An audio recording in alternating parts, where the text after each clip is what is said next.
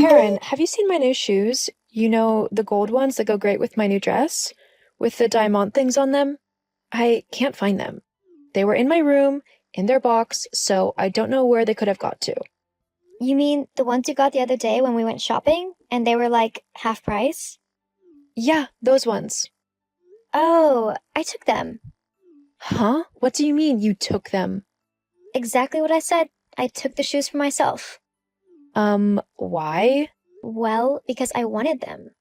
You knew that I bought those shoes for tonight. I told you how this was a really important night for me.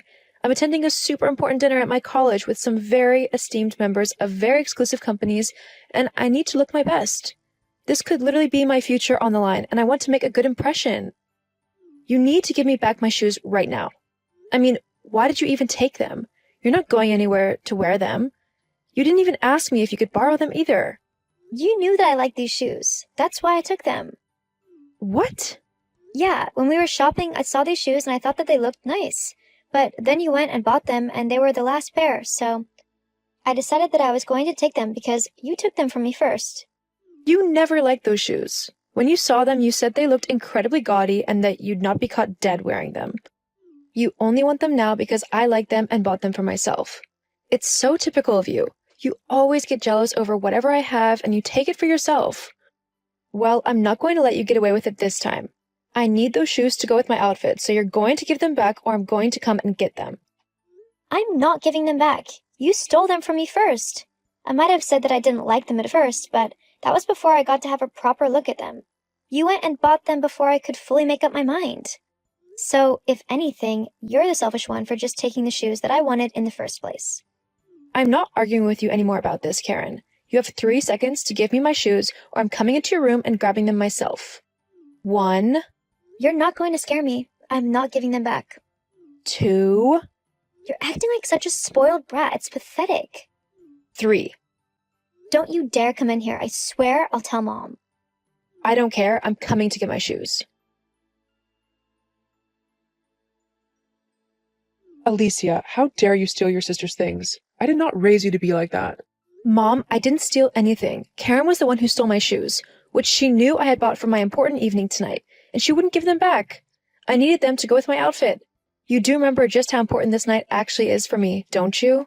Hang on. Is tonight the night of that dinner with all of those investors and company owners? Yes. Oh, well, that doesn't mean that you can't share your things, though. You could have worn a different pair of shoes if push came to shove. You didn't need to barge into your sister's room just for a single pair of shoes. Ugh, I can never win with you. You always take her side. It might not matter to you, but I'm sick and tired of Karen taking my things whenever she wants, without asking me, even when she knows that I need them. And you never tell her to stop doing it either. If you're not going to tell Karen to stop, then I'll just have to take back everything she stole myself. There's no need to be so dramatic. Look, next time, maybe just ask nicely.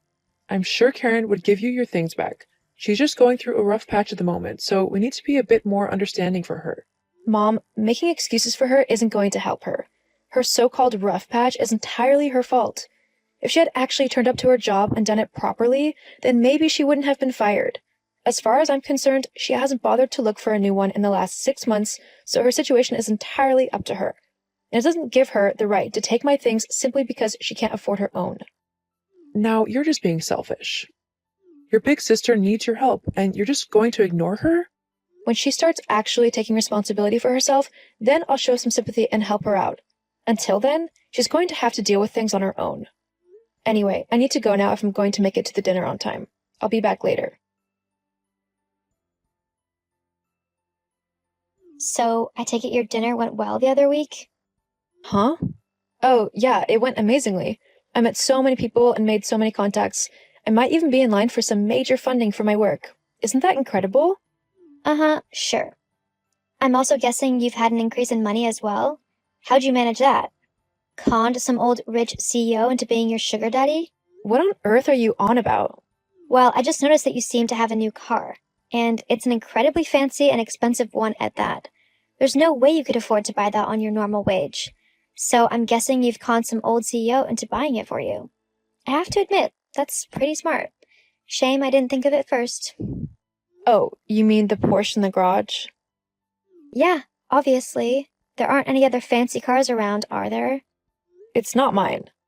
Yeah, I'm not stupid. I know it's yours. There's no way Mom or Dad could afford something like that.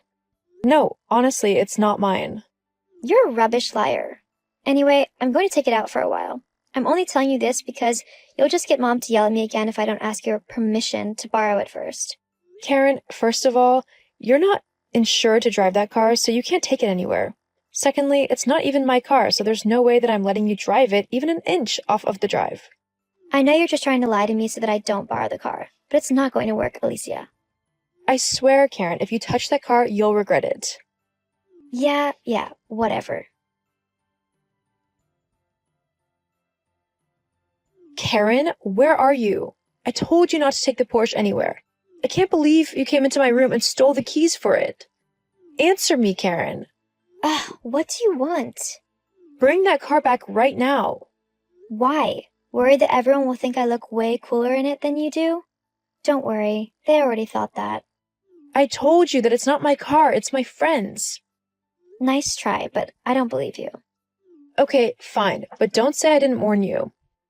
Warn me about what? No, you didn't want to know when I tried to tell you, so I'm not going to bother now. Have fun driving around looking cool, whilst you can. You're just trying to scare me. Well, it's not going to work. Sure. Whatever. Now leave me alone. I'm driving, don't you know?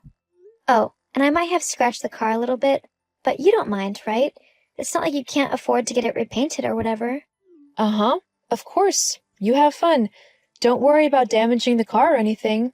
I'm sure everything will work out just fine. If you think being calm and uncaring is going to get me to bring the car back, you're wrong, you know. Oh, I know. You nor the car will be my problem for very much longer, though. What do you mean? Oh, you'll find out soon enough. Huh?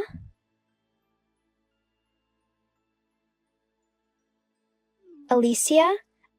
I can't believe you didn't tell me who owned the car. Do you know how much trouble I'm in? This is all your fault. Oh, hi, Karen. I take it you found out who actually owns the car that you were driving around the other day? I did try to warn you, but you simply didn't want to listen. I guess now you've got to face the consequences.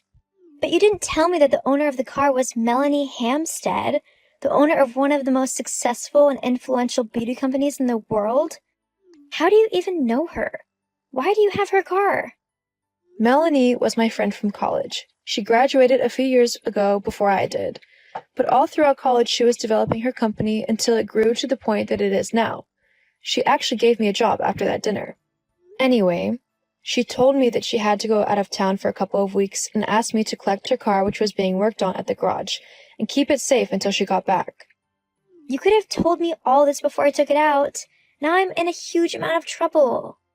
I tried, but you just said that I was lying, just so that I didn't have to share my car with you. Yeah, well, now she's suing me for stealing her car, and she's even threatened to get the police involved because I've banged it up a little bit. Well, that's your fault. I thought the car was yours. I was trying to teach you a lesson. By purposefully wrecking the car that you thought was mine? How selfish and petty can you get? Look, you're going to have to talk to Melanie and just explain the whole situation to her, okay? I can't afford to pay what she wants, so just tell her that you said that I could drive it. That way, it'll be on you, and I won't have to be taken to court. You know, I just can't afford this right now. LOL, that's not happening. How do you think she found out about you driving it to begin with? You mean you told her? Yep. I knew that you'd probably damage the car just to be spiteful to me, so I told Melanie all about what was happening. Thankfully, she remembered you from when you'd come and visit me at college, so she knew exactly what kind of person you are. She told me that she sorted it all out and not to worry about the car. Now I know what she had in mind, and I have to say it's quite nice to see you finally facing the consequences of your actions for a change. I can't believe you would purposefully throw me under the bus like this. You are such a horrible sister. You're the one who should be going to court, not me. Why? I haven't done anything. Yes, you have.